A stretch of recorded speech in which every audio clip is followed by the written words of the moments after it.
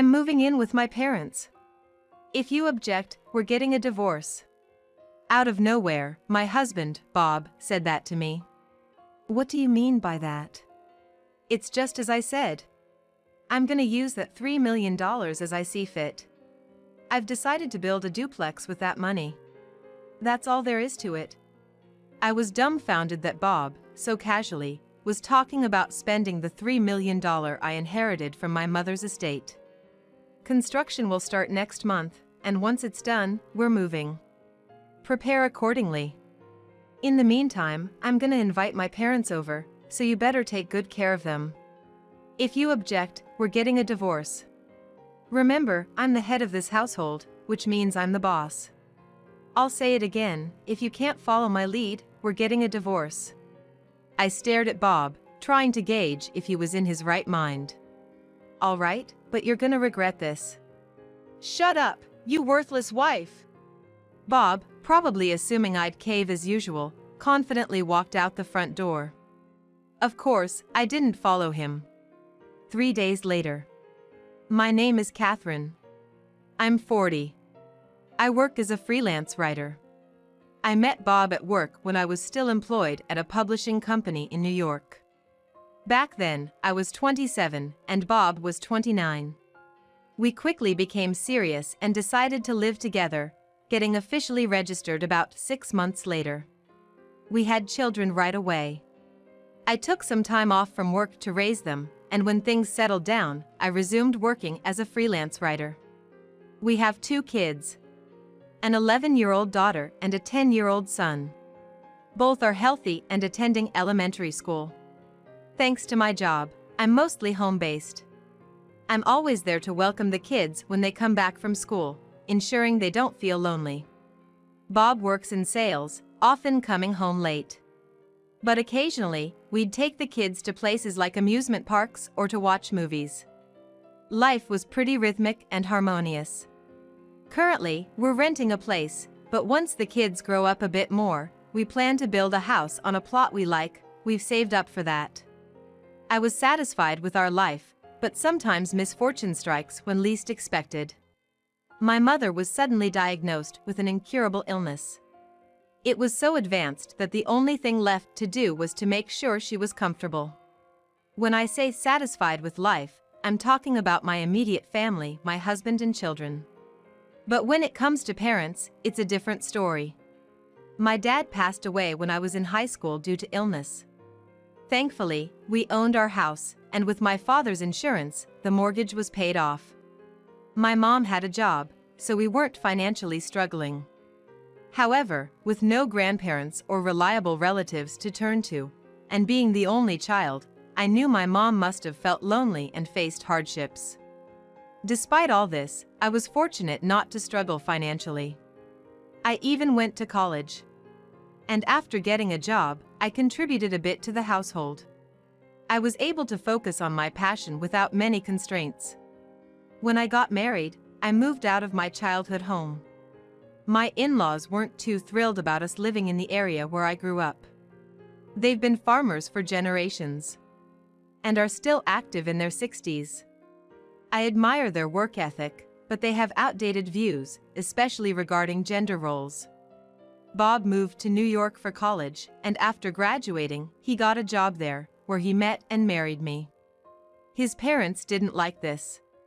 "Quit your job and help us out on the farm, Catherine," his dad would say even before we got married. "I have my job too, so I can't move back. And what would I do there anyway? There's no work for me in Nebraska, right?" Bob said that and managed to persuade my in-laws. They grudgingly allowed us to continue living in this town, where my family is from. However, every time something happens, they would call me and complain. "Well, my parents have made various compromises for us. I know it's annoying, but please bear with their occasional calls." I thought, well, it can't be helped, and put up with it. I know my mother appreciated having her daughter and son-in-law nearby and tried to be considerate to my in-laws. Thinking of it as a way to show gratitude to both sets of parents helped me endure it. My in-laws, however, have made several aggravating remarks in the past. When our eldest daughter, Lily, was born, the first thing they said was, "Why didn't you give birth to a male heir? And on top of not living with us, you can't even have a boy. Why did Bob choose a wife like you?" They said all this before even offering congratulations. To this, Bob responded, "People in the countryside have those values, just let them say what they want to say." I was annoyed, but I decided to ignore their comments, understanding that we came from different backgrounds.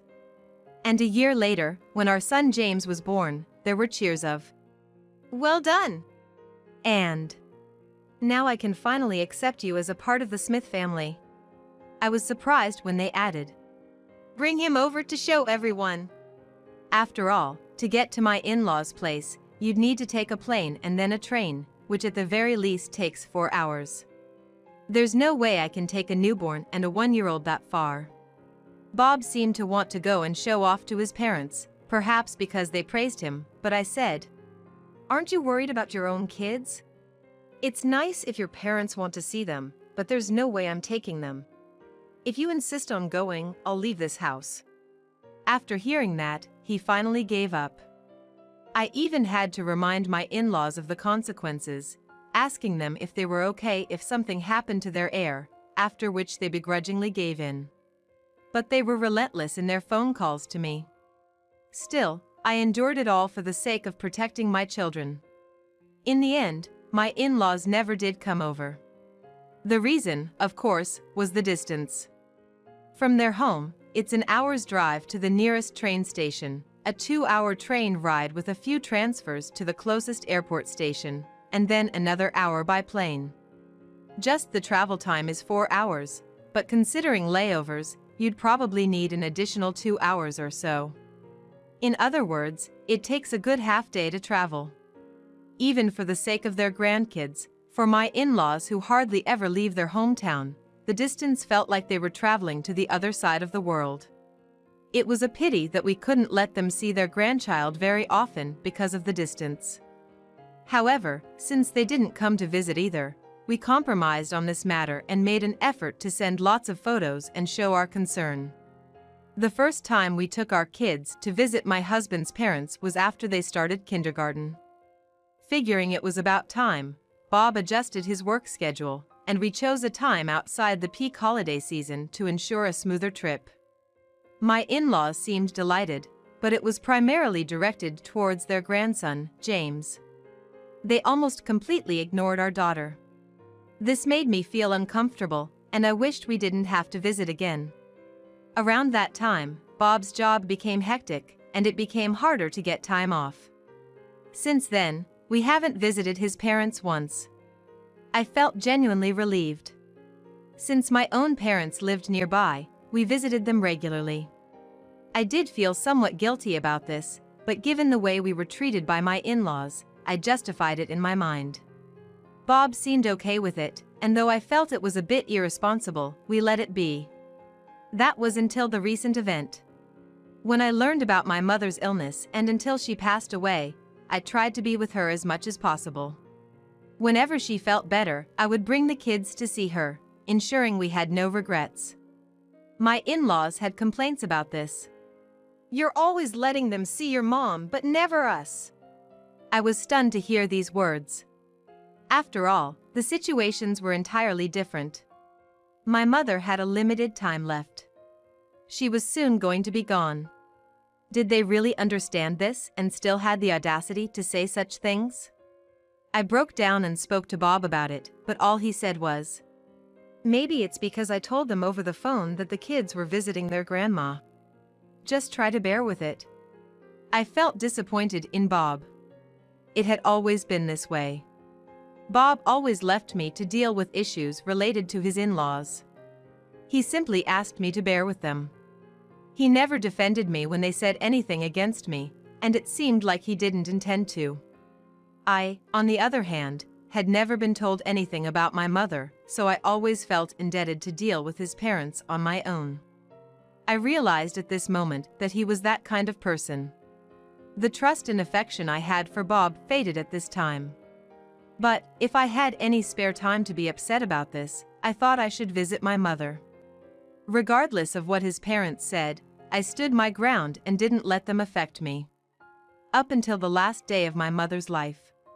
There were many thoughts, but I couldn't keep crying. People can become strong for the ones they need to protect. I am now a mother myself, I can't just be my mother's daughter. Later, while sorting things out, I discovered something astonishing. My mother had a safe deposit box at the bank. Inside it, to my surprise, were gold bars. They were in a significant amount and seemed to have been purchased a long time ago. Apparently, she bought them with the insurance money from my father. There were also stocks. Converting all of it to the current value. That's like $3 million. It was beyond shocking. And in the safe, there was also a letter written by my mother. It said that with my father's insurance, there was no need to pay the house mortgage and she was working. I wasn't a child who needed a lot of money. The money she saved was kept as gold and stocks for when it might be needed. She hoped it would be used wisely if something happened to her. Reading this, I felt my mother's emotions deeply and hugged the letter, crying. People often say, even between spouses, not to disclose the amount of inheritance, but I couldn't keep this amount a secret and told Bob about it. $3 million! Bob was speechless. Neither of us could find words for a while. What are you gonna do with that $3 million? Bob finally broke the silence. What do you mean, what am I gonna do? I was perplexed. For now, I plan to wait until the inheritance is settled. I'm the only heir, so I don't think there'll be any problems. Yeah, I guess so. Bob said, seemingly lost in thought, looking up as if calculating something. I just thought I'd let you know.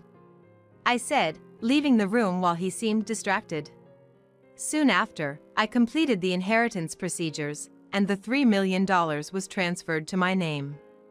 As soon as that happened, we're moving in with my parents. If you oppose, we're getting a divorce. Bob suddenly declared. What are you talking about? Just what I said.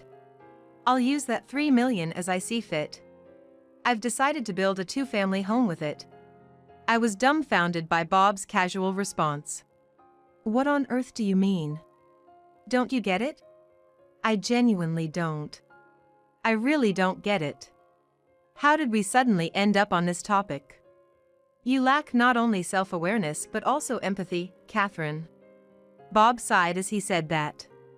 Catherine, what do you think about how you've treated my parents all these years?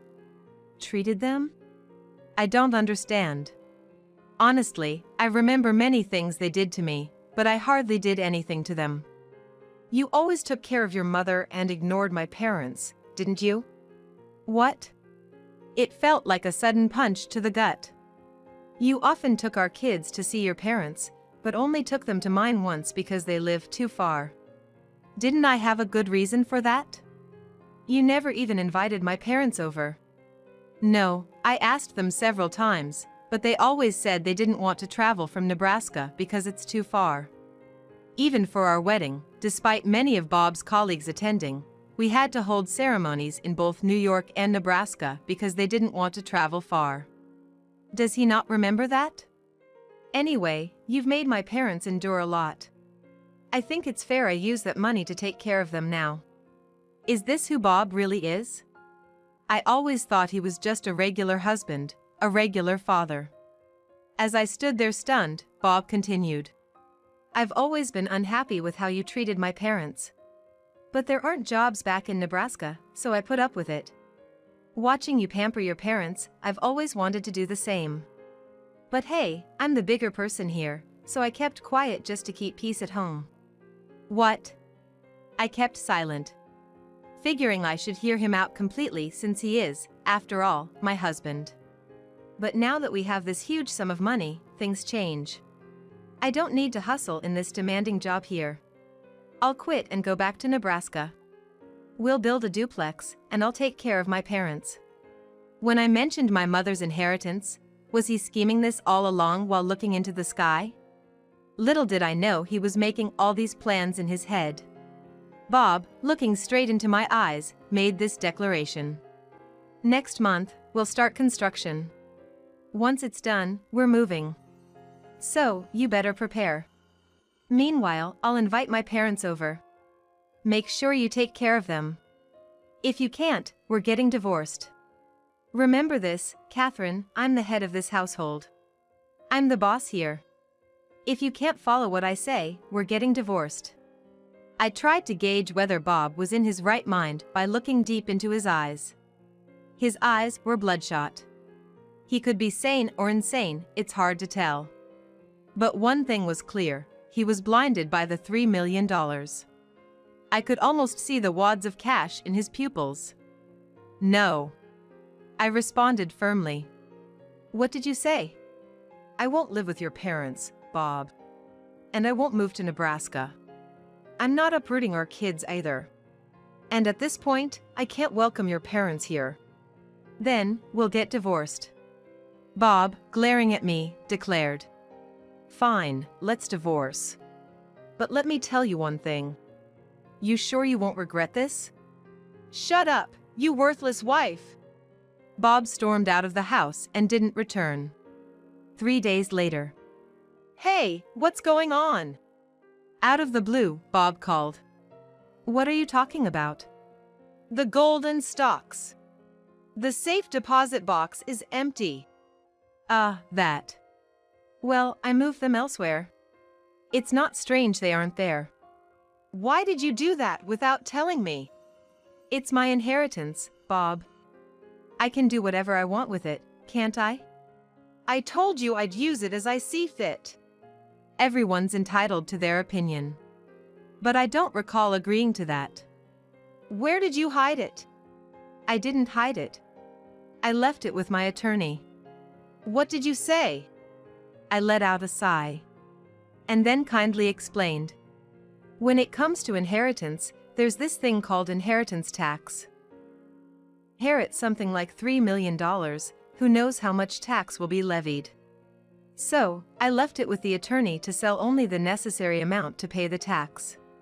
Seems like a reasonable move. So, I asked for that during the inheritance procedure, right? Go get it back now. And give me the money from the sale. Why should I do that for you, a stranger to me now? What? Bob seemed confused by my words. I'll say it again. Why should I do that for you, a stranger? We're married, aren't we? I sighed again, deciding to clarify kindly. You know, you said you wanted a divorce. Right after that, I immediately contacted a divorce attorney and the proceedings are already underway. Soon, you and I will be strangers. Why'd you do something so rash? Weren't you the one who brought up the divorce? That was just a strategy to get you to agree on the inheritance. I was flabbergasted. The audacity to say such a thing so boldly. Anyway, I've already made payments to the lawyer, and if things continue this way, you and I will soon be strangers to each other. Even if we were still married, you would have no rights whatsoever. Hey, we're married! Don't be so cold! Bob's voice was almost tearful.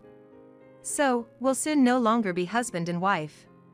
By the way, I didn't realize until I heard it on this call, but you took the key to the safe deposit box without telling me, didn't you? Bob remained silent. It was an empty box, and I was thinking of canceling it anyway. But if you were trying to take its contents without my knowledge, that's theft. You're calling your husband a thief? You'll soon no longer be husband. Oh, but when you took the key, we were still married, right? I'll have to consult with a lawyer about what that means. Upon hearing this, Bob began to shout something incomprehensible over the phone. I can't understand what you're saying, so I'm gonna hang up. I said, blocking his number. That night, I got a call from the in-laws. I'd blocked Bob's number but forgot about theirs. This was their grievance. We've already started demolishing the house for reconstruction, and now you're telling us to stop? You think that's gonna fly? We've already hired the contractor. He's told everyone about this big $3 million job he's got.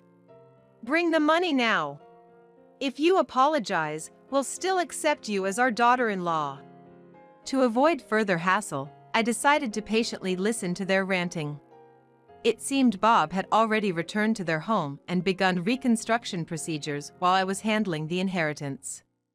He probably thought if he presented it as a done deal, I'd just go along with it. From what I gathered, they had finished demolishing the old guest house.